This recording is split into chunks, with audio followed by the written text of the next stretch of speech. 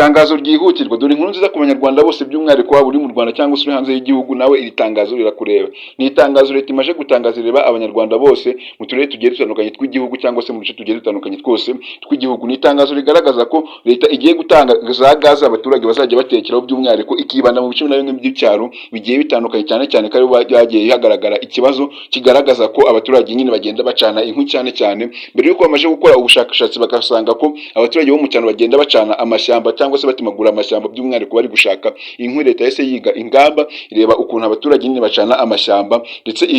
yiga n'ukuntu nyine yazatanga cyangwa se yazagabanya icyo kibazo cy'ukuntu abaturage bagenda bagabanya amashyamba. Kugeza kuri ubu rero ikaba igiye gutanga amagaze y'amashyiga abiri abaturage bo mu cyaro bazajya bagenda batekeraho by'umwihariko. Ni ibintu nyine byiza byo kwishimirwa, ni ibintu bigaragaza ko nyine leta iba igiye itwitaho by'umwihariko twe abaturage bo mu cyaro cyangwa se abaturage bo mu cyaro. Ni inkuru nziza ku baturage by'umwihariko muri rusange cyangwa se abatuye mu gihugu cyose, kuko ngira ngo murabizi amashyamba kugeza kuri ubu bari kugenda agabanuka cyangwa se ashira mu Rwanda bitewe n'uko abaturage twebwe tugenda tuyatemagura tuyashakamo inkwi cyangwa se amakara byo gucana. Kugeza kuri ubu ngubu rero leta ikaba yoreje icyo kibazo, ikaba yatangaje ko abaturage bose bagiye guhabwa amagaze yifite amashyiga abiri yo kuzajya bacana cyangwa se kujya batekeraho mu buryo bwo kwirinda gutemagura amashyamba cyangwa se mu buryo bwo kwirinda gutemagura imbuto baba bagiye batera, kuko bigaragara ko abaturage bagenda batemagura imyembe, amaronji cyangwa se n'ibindi bintu n'izindi mbuto zigiye zitandukanye kugira ngo babashe kuba babona inkwi zo gucana cyangwa se n'amakara yo kuba bacana. Gusa kuri ubu ngubu nyine byaje koroha kuko abaturage bose bagiye kujya bahabwa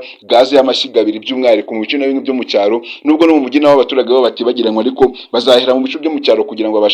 babashe gukumira cyangwa se guca ibi bintu byo kuba batemagura amashyamba by'umwihariko. Kuko ikigo gishinzwe ibidukikije REMA mu Rwanda cyaricaye kireba ko kimwe gisanga ibice bimwe na bimwe byo mu cyaro bagenda bakoresha inkwi nyinshi cyane by'umwihariko, cyane cyane ko bateye imibare basanga ko ku mwaka abantu bashobora gucana inkwi nyinshi cyane ugereranyije n'uko bacana gaze. Ari no mpamvu rero byanatumye nyine leta ifata ingamba kuba yatanga zino gaze by'umwihariko mu baturage bose batuye igihugu cyangwa se baba mu Rwanda. Ni ibintu byiza byo kwishimira, ni ibintu byo gushimira leta yacu cyangwa se umubyeyi wacu Paul Kagame, kuko ni ibintu byiza cyane kuko abagenda sirimura nyine abaturage by'umwihariko bo mu cyaro. Ni ibintu bigaragara kugeza kuri ubu ngubu. Binavugwa yuko uyu mwaka wa 2026 ngo utazashira cyangwa se ku ntangiriro zawo aribwo izi gaze zizatangira kuba zahabwa bano baturage, cyangwa se kugeza kuri ubu ngubu nyine bari kugenda bakora amabarura ngira ngo bamwe na bamwe cyangwa se mu turere tumwe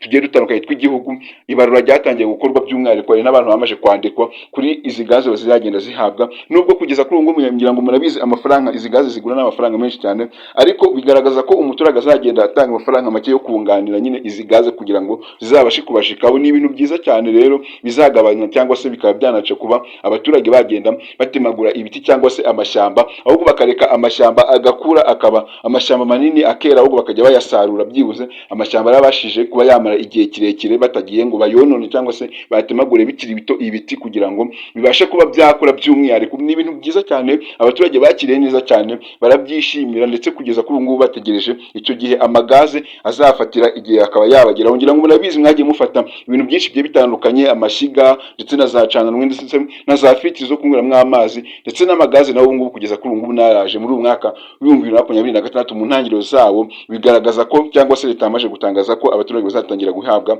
aya magaze by'umwihariko kugira ngo nabo birinde iyo gahunda yo gutemagura amashyamba, kuko ni nayo mpamvu yatumye nyine leta itanga amagaze kugira ngo abaturage birinde gutemagura amashyamba by'umwihariko. Leta y'u Rwanda rero ikabishishikariza abanyarwanda bose by'umwihariko cyangwa se abaturarwanda bose nyuma y'uko bazahabwa izi gaze ko bazahabwa n'amahugurwa by'umwihariko ku bantu batazi gukoresha izi gaze, bakaba bahabwa amahugurwa y'ukuntu izi gaze zizajya zikoreshwa kugira ngo bajye bakirinda nyine ibijyanye n'impanuka, kuko murabizi gaze zikunda gutera impanuka cyane. Ariko leta ivuga ko nyuma yo guhabwa nyine izi gaze abaturage bazagenda bahabwa n'amahugurwa y'ukuntu bazajya bakoresha izi gaze kugira ngo birinde impanuka za hato na hato zigenda zigaragara mu ngo na zimwe, kuko bigaragaza ko zimwe ingo nyinshi cyane zigenda zatakwa n'inkongi y'umuriro cyangwa se zikaba zahishwa nyine n'inkongi y'umuriro. Bigaragara ko akenshi na kenshi ari zimwe na zimwe ziterwa na gaze bitewe n'uko ahantu gaze ibiri cyangwa se uba wayiteretse hataba hisanzwe cyangwa se hafite umutekano. Ari na mpamvu leta rero gisatanga inama ku baturage cyangwa se ku bantu bazaba bari gufata izo gaze kugira ngo babashe kuba bamenya uko bazajya bakoresha izo gaze by'umwihariko kugira ngo bizajye binarinda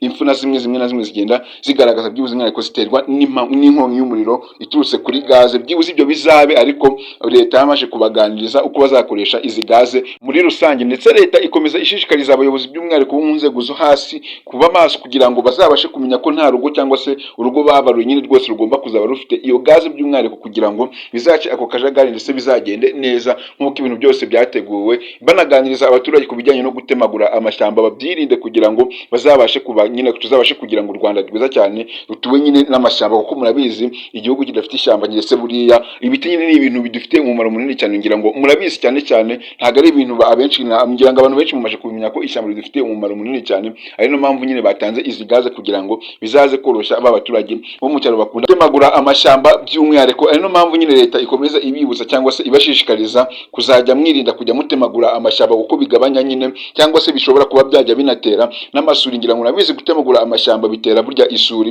ku buryo bishobora no kuba byanatuma imirima y'abaturage itazongera kwera by'umwihariko. Ari no mpamvu rero igiye gutanga izi gaze ku banyarwanda bose, ndetse akenshi ikibanda ku baturage bo mu cyaro, kuko abenshi uba usanga ari nabo bagenda bakoresha zino nkwi cyane cyane batemagura n'amashyamba bashaka n'amakara yo kuba bagurisha, byibuze bakajya batemagura